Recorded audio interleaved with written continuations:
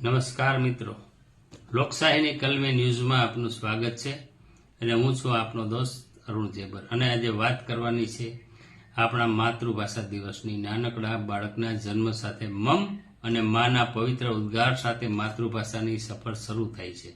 આજના દિવસની વંદના કરતા એક કવિના શબ્દોમાં કહીએ તો લાગણીના જળ વડે મર્દન કરું છું, શબ્દો કાગળ પર ઘસીને ચંદન કરું છું। આજે બે શબ્દ પુષ્પરૂપી ચડાવી માતૃભાષાને પ્રથમ વંદન કરું છું। વિશ્વમાં અનેક દેશો અને દેશમાં પણ વિવિધ પ્રદેશોમાં ભાષાને વિવિધતા અને તેવો જ વૈવિધ્યપૂર્ણ બોલીઓ જે ભાષાની મીઠાશમાં વૃદ્ધિ કરે અને દરેક વ્યક્તિને પોતાની માતૃભાષાનું મહત્વ હોય અને ગૌરવ હોય છે તે સ્વાભાવિક હોય છે। ભારત દેશના પૂર્વ રાષ્ટ્રપતિ એપીજે અબ્દુલ કલામજીના શબ્દોમાં કહીએ તો હું વૈજ્ઞાનિક બની શક્યો કેમ કે 10મા ધોરણ સુધી ગણિત અને વિજ્ઞાનનું શિક્ષણ પોતાની માતૃભાષામાં લીધું। આવા તો અનેક મહાપુરુષોના જીવન સફળ દ્રષ્ટાંતો ઇતિહાસમાં જોવા મળે છે। આ માતૃભાષા પ્રત્યેનો પ્રેમ જ હતો કે સોલંકી કાળમાં એક વિદ્વાન એક મહાન ગ્રંથની રચના કરે, તેના માટે રાજા હાથીની અંબાડી ઉપર શોભાયાત્રા કાઢે। સંસ્કાર, સંસ્કૃતિ અને સમાજ વ્યવસ્થા સુધીની ભાષાની સફર માતૃભૂમિના સ્નેહનું જ પરિણામ ગણી શકાય। આજે વિશ્વમાં ભાષાની વંદના માટે એક દિવસની ખાસ ઉજવણી કરવામાં આવે છે। આંતરરાષ્ટ્રીય માતૃભાષા દિવસની સર્વેને શુભકામનાઓ। આજે 21 ફેબ્રુઆરીના વૈશ્વિક સ્તરે આંતરરાષ્ટ્રીય માતૃભાષા દિવસને ઉજવવામાં આવે છે। સમગ્ર વિશ્વમાં દરેક દેશમાં તેની જે ભાષા અને સંસ્કૃતિ છે, ઓળખ છે, તે બાબતે જાગૃતિ કેળવાય તેવા આશયથી આ દિવસની ઉજવણી થાય છે। મિત્રો, વૈશ્વિક સંસ્થા યુનેસ્કોએ 17 નવેમ્બર 1999ના રોજ આંતરરાષ્ટ્રીય માતૃભાષાની ઉજવણી કરવાની સત્તાવાર જાહેરાત કરી।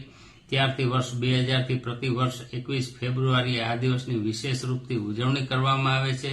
પ્રતિ વર્ષ તેની એક થીમ નક્કી કરવામાં આવે છે અને તેના ધ્યેયોને હાંસલ કરવા સમગ્ર વિશ્વ પ્રયત્ન કરે છે।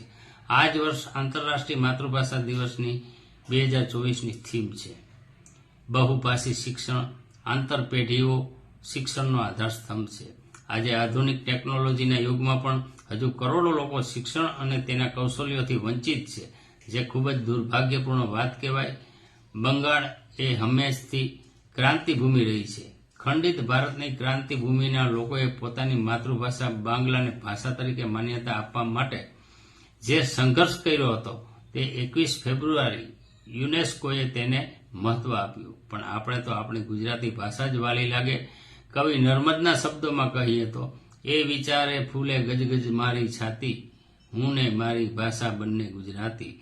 જન્મથી જ જે ભાષા મારી ઓળખ છે, જે ભાષામાં હું સ્વપ્નો જોઈ શકું છું, જે ભાષામાં હું મારી લાગણીઓ અને વિચારો વ્યક્ત કરી શકું છું, એવી ગુજરાતી ભાષા પ્રત્યે મને ગર્વ છે। અને તેનાથી પણ વધુ આપણી માતૃભાષાની મીઠાશ તો જુઓ, આપણે ખારા નમકને પણ મીઠું કહીએ છીએ।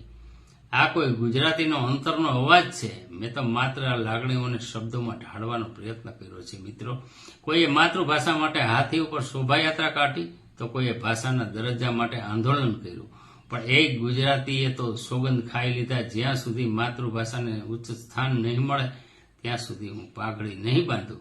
પ્રેમાનંદની પ્રતિજ્ઞાને લીધે અને આવા તો અનેક વિરલાઓ તથા હિરલાઓને કારણે ગૌરવંતી ગુજરાતી ભાષાને ગૌરવ પ્રાપ્ત થયું છે। આંતરરાષ્ટ્રીય સંસ્થાઓએ તો આંતરરાષ્ટ્રીય ભાષાના વર્ષ તરીકે 2008ને જાહેર કર્યું। તે ખરેખર વૈશ્વિક સ્તરે ભાષાના અને માતૃભાષાને મહત્વ આપે છે। આપણા દેશ ભારતમાં સૌથી વધુ હિન્દી ભાષા પ્રયોગમાં છે, તે આપણી રાષ્ટ્રભાષા પણ છે। આપણે આપણા ભાષા સંબંધિત વિવિધ ઉત્સવો જોઈએ તો 10મી જાન્યુઆરી વિશ્વ હિન્દી દિવસ, 14મી સપ્ટેમ્બર રાષ્ટ્રીય હિન્દી દિવસ તરીકે ઉજવવામાં આવે છે।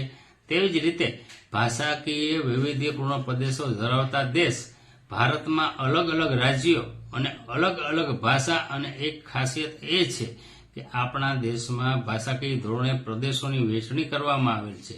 આપણું રાજ્ય ગુજરાત અને આપણી ભાષા ગુજરાતી, એટલે આપણે પણ ઉત્સવ હોય અને આપણા આંગણે ઉત્સવ ઉજવીએ છીએ। 24મી ઓગસ્ટ વિશ્વ ગુજરાતી ભાષા દિવસ, કવિ નર્મદના જન્મજયંતિને 24 ઓગસ્ટ વિશ્વ ગુજરાતી ભાષા દિવસ તરીકે ઓળખવામાં આવે છે અને સર્વે ગુજરાતીઓ આ દિવસે પોતાની માતૃભાષાને વંદન કરે છે। રાજ્ય કક્ષાની તેની ઉજવણી પણ પ્રતિવર્ષ કરવામાં આવે છે। ગુજરાતમાં રાજાઓએ અને આજે લોકશાહી દેશમાં સરકારે પણ માતૃભાષાને વંદન કરતા આવ્યા છે. સંસ્કૃતિ અને ભાષાનું સન્માન થાય તે માટે પહેલા જનતા સંઘર્ષ કરતી. હવે આજના યુગમાં વૈશ્વિક સંસ્થાઓથી લઈને પ્રત્યેક દેશની સરકાર પ્રયત્નો કરે છે. માતૃભાષાના સંરક્ષણ અને સંવર્ધન માટે પણ ક્યાંક સફળ તો ક્યાંક અસફળ, છતાં વૈશ્વિક સ્તરે આ પ્રયત્નો એક નૂતન ઇતિહાસનું નિર્માણ કરશે જ. અને આપણે આજના દિવસે આશા રાખીએ છીએ કે વિશ્વ ભાષાકીય રીતે સમૃદ્ધ અને પથ્થરોના શિલાલેખોથી લઈને આજના આધુનિક કાગળ તથા કોમ્પ્યુટર યુગ સુધી ભાષાની સફર એક ઇતિહાસનું સર્જન કરે. શું આપણે ભાષાની સમજ વિના ઇતિહાસને ખોડી કે ઓળખી શકત? આપણા ગુજરાત રાજ્ય સરકાર દ્વારા આપણી પ્રત્યેક શિક્ષણ સંસ્થાઓમાં ગુજરાતી ભાષાને અમલી કરીએ તે પણ એક ઐતિહાસિક બાબત જ ગણાવી શકાય. અને ગુજરાતી ભાષા એક શક્તિ છે, આપણી માતૃભાષામાં એક શક્તિ છે. જ્યારે સ્વતંત્રતા, સંઘર્ષ અને આઝાદીના યુગમાં પણ અનેક કાવ્યોએ આ પ્રજાને નાયકોને બળ પૂરું પાડ્યું છે.